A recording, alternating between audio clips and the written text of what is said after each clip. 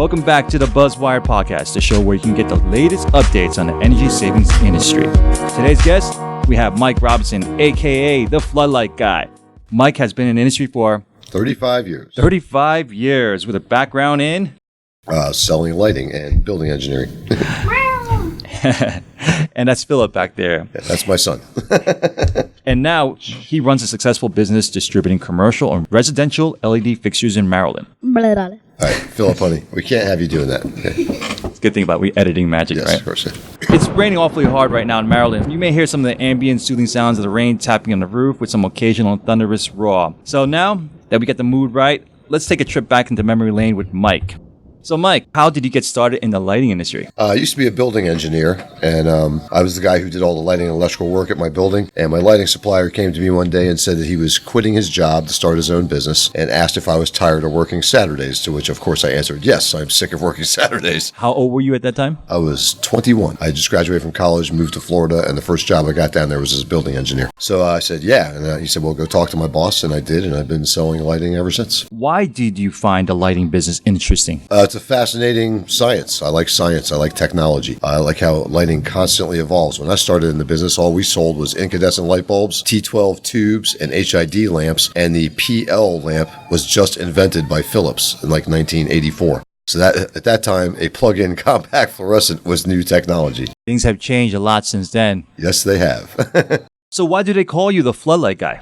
Apparently, a lot of people in the lighting business overlook the effectiveness of floodlights and how they can fill in gaps between pole lights, how they're extremely efficient and effective at area lighting for security purposes. And people will try to use wall packs and poles instead. I've learned over many years of experience that floodlights work much better, do the better job cost factor for the end user customer.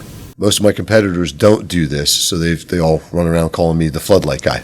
That's a great niche to have then. So you're saying that not many people in Maryland do floodlight? Well, they do, but they don't use it in the applications I do. Okay, for instance, I did a project a couple years ago, this giant apartment complex, and they got the whole thing lit with poles and wall packs. Poles are virtually ineffective more than 12 or 15 feet away from the fixture. Same with the wall pack. It only throws light so far. A floodlight will throw light 150 feet if it's powerful enough, or at least 50 to 70 feet, even if it's a small, like 50-watt LED flood. So I caught on to this really early on when the technology came out, and I'm like, well, why on earth would you want to add more pole lights at $2,500 a pop when you can stick a $300 flood on top of the building and accomplish the same thing? So I started doing this on lots of jobs, and I've been getting tons of referrals from my customers because I'm saving them a ton of money. Their projects are well lit. The security's fantastic because you can see everything, and it's costing them a lot less money. Well, that's key right there. Savings. Exactly. Energy savings as well as money savings. Exactly. Absolutely. So what is unique about the Maryland market for you? I don't think Maryland's any different than any other market. We're saturated with these rebate programs, which personally I'd like to see go away because all they do is convolute deals. Everybody's chasing a rebate. That's interesting because most of the time we hear that Maryland has a very strong rebate program and people keep on talking about it, but you actually don't want that to be here. Well, it's strong and it sometimes can help close a deal. But if the rebate program wasn't there, they'd do it anyway because it's the right thing to do. They need the lighting on their property. They'd spend the money regardless of the rebate. What the rebate does is they spend so much time chasing after the rebate, it convolutes the process of organizing and closing the deal. These rebates are structured in very strange ways. Sometimes you have to use certain equipment that you can't use. So everything has to be DLC or Energy Star when there's plenty of products out there that are not DLC or Energy Star listed that are just as good and last just as long or just as effective and cost less. I mean, you work for a manufacturer. All DLC is a political blackmail organization who charges you $10,000 a fixture to list it on their website. That's literally all they do. Yes, we do spend a lot of money with DLC on that. Yeah, whereas Energy Star is a lot better. That's government sponsored and there's no cost factor involved. You just have to do a lot of reporting to get listed with them. Why is it that they offer such strong rebates in Maryland? Good question. And I should have thought to answer that in the first place. Previously, every power plant built in this country was financed by the Department of Energy. To build a power plant these days costs approximately $5 billion. $5 billion. Yeah. Whether it's nuclear, coal, oil, whatever the source, to build a power plant and the infrastructure to deliver the power costs around $5 billion. Well, the DOE doesn't have any money to lend anymore. They're broke. thanks to the Mideast war effort and a whole bunch of other stupid things our government's done over the last 20 years. So instead of lending money to build more power plants, they can get away with giving a couple of $100 million to the existing utilities to reduce the draw on the existing grid. And that's what the whole rebate program is about, to spend less money to make the existing grid be able to power more places and more end users without having to add new power plants. So what you're saying is that instead of spending $5 billion on a nuclear power plant, which could take how long? A couple of years to build, and then 50 years was the payback term that the DOE used to give these guys. 50 years. Yeah. Okay. And who wants a nuclear power plant in their backyard? Nobody. Exactly. Or any power plant for that matter, because it's pollution. Yeah. So what their solution was to offer hundreds of millions to the consumers so that way they have an option to save money on energy and also help out the environment. Exactly. I mean, truthfully, we should all be going on solar and wind these days. The technology exists. It's far less expensive to harness the energy and really inexpensive to distribute it. So I don't, but they don't want to do that because they won't make as much money that way. Well, how's the solar industry going right now in Maryland? It's pretty good. There's a lot of people offering free solar panels, if you let them harness the additional energy to generate. I met one guy who's working internationally now. He's got a nonprofit organization where he's going around to large office buildings and offering to put a solar farm on their roof for free as long as he can sell the excess energy harnessed back to the power utilities. And then after 10 years, he just lets them keep the panels and moves along. And is that a unique business model here in Maryland? I've only heard of this one guy doing this. I've never heard anybody else doing it. I don't think it's unique to Maryland. He's doing it internationally. He's actually doing a lot more in Europe, Asia, and Africa than he's here in the United States. That's great to hear. Yeah, that's a cool idea. We need more of these energy-saving warriors out there. Yeah, well, and people doing clean energy, because no matter what you do, whether it's coal, oil, or nuclear, the only sources of clean energy are waterfalls, wind, and solar. Everything else causes pollution. So. Well, we know what your favorite fixtures to work with, but what are your least favorite fixtures to work with? That's an interesting question. I don't have a least favorite fixture. Wall packs are highly ineffectual. A wall pack will only throw light about 12 feet away from a building, so they were meant and designed to light up doorways, garage entrances and things like that. And I see people putting them on 30-foot apartment buildings way up in the air, and you basically have a glow pop on the side of your building that puts a little light on the ground. So they're often misused. So I won't say it's my least favorite fixture, but I see them misused more than anything else. That's where a floodlight should go, not a wall pack. Says the floodlight guy. Well, do you have any advice for new people who are coming into the industry? As you know, it's been changed since when you entered it, when it was with the fluorescents.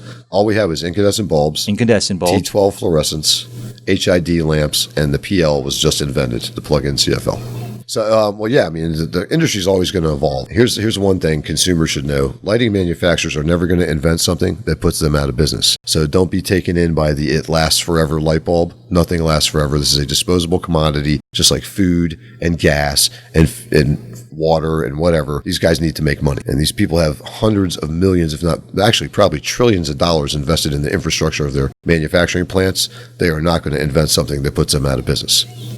We hear that too. So what's your thoughts on that 5-year, 7-year, 10-year warranties? Well, it depends on the application. If you're giving somebody a 5-year warranty on a 50,000-hour light fixture that's going on a 24/7 application, you're a fool because that's almost 50,000 hours. There's 8,760 hours in a year. And you're going to have problems. I guess the manufacturers feel obligated to do this for a couple of reasons. One, DLC and Energy Star demand a 5-year warranty at least, or they won't list your product. 2, 50,000 hours is an average rated life. You know this. You work for a manufacturer. It's generated by cranking up the power in the thing and seeing how fast it burns out at 5 times its normal power rate, then doing the math and calculating that to the average lifespan. Most things that are rated at 50,000 could last 70 or 80,000 hours, or they could burn out in 20 to 30,000 hours. Mostly it depends on the quality of the driver driving the LED. And this is a big problem for manufacturers as well as end users, is drivers burning out. Unless you make a really heavy-duty driver, it's not going to last that long. And when you go to get a new one, they're going to say, "Oh, I'm sorry, we don't make that driver anymore." So now you got to buy a new fixture, or you have to hunt down a crossover driver and hope it'll fit in your existing fixture. I spend about 2 hours a day doing that now for people. Oh, nice. Well, what do you see happening in the future of LED? Say the next 5 years. Do you see any new major innovations happening in this market? Yeah, actually, people are already starting to make driverless LEDs. That's brilliant because that eliminates the driver hassle. So if you can make a LED board that runs on line current, that's powerful. Those will probably have tremendous lifespans and save everybody a lot of aggravation that we've all been going through the drivers for the last 11 years. When you do a combination of commercial and residential projects, what do you prefer? I like commercial better. It's just more fun, bigger numbers. Well, residential projects can be huge too when they're redoing hallways or all the units in a building, but they're really picky about stuff. When you're anything dealing with interior design, and here's another thing that cracks me up. These guys own $200, $300 million buildings, and they defer to some designer or architect who they're paying to make suggestions, and then they won't buck their spec, even if it makes sense to you. I spend half my day every day correcting the mistakes of architects and designers who don't know anywhere near as much about lighting as they profess to. And these building owners are just like, well, the architect said this. I said, buddy, how much money do you have invested in this building? $320 million. Don't you think a lighting expert might be who you want to talk to instead of a designer or architect? I mean, we know more about it. We'll save you money. We'll recommend the right products. We'll save you money up front. We'll cut down your maintenance costs in the long run and save you money on the back end. But oddly, they pay these people and they just lay down and defer to them. It cracks me up. Here's an instance. I have a job going on in DC right now. The designer specified a wall sconce whose effective lumen output is 153 lumens. That's about equivalent to a 10-watt incandescent light bulb in an apartment building hallway. People are going to be tripping over each other, busting these things with furniture trying to move in. They're going to have lawsuits on their hands. That's just the stupidest thing I've ever heard in my life. 153 lumens. That's crazy. That's crazy. And they believe in their architects. Yeah. Well, luckily, now this building is run by some sensible people who, when I pointed that out to them, said, oh, no way, we're not going with this. How about a better suggestion? So, I mean, this sconce was made out of metal, all right, an entirely metal wall sconce with a little weak LED board in it and a driver. It gives off 153 lumens. That's just crazy. I mean, apartment hallway light fixtures should give off at least like 800 lumens and preferably more like 12 to 1500 to do a good job. I don't know where they got their information from, but that's definitely too little for that type of project. That's not even enough for an appliance bulb in your refrigerator. That's why you need a lighting professional. Exactly. Well, the reason why I actually wanted to interview Mike, because not just lighting, but he's actually an interesting character. He's also an avid musician. And here, if you could check out, I'm just going to play a little clip of his music.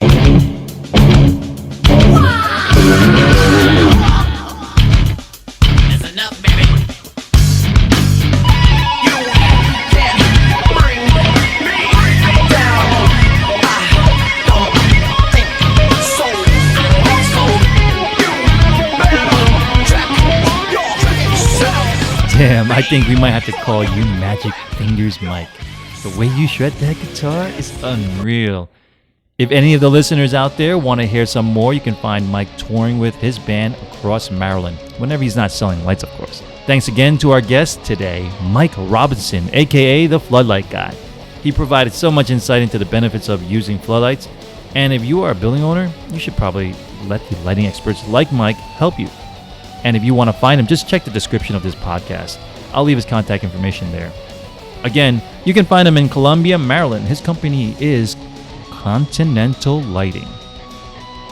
And for all the listeners out there that made it this far, thank you for supporting the BuzzWire podcast, where we bring you exciting updates and tips on how you can help save more energy and even make some money while doing it. Don't forget to leave a review. It really helps us so we can continue giving you some more of this quality stuff. I also want to give a special thanks to LED Hero Supply. Seriously, whenever you need a quick and reliable source of commercial, residential lighting fixtures and controls, you should go over to www.ledherosupply.com. I'm sure we all once had a scenario when our project needs certain hard-to-find products because our main suppliers are sold out or just not responding fast enough. I'm sure you had that problem. Well, they save so many ECs I know from losing a contract. I'm sure they can save you as well.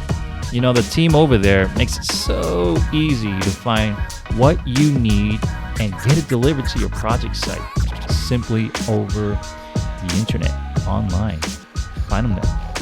Tell the folks over there, LED Hero Supply, that you heard about them from the Buzzwired podcast. I'm sure they'll give you a discount. Hey, it doesn't hurt to ask, right?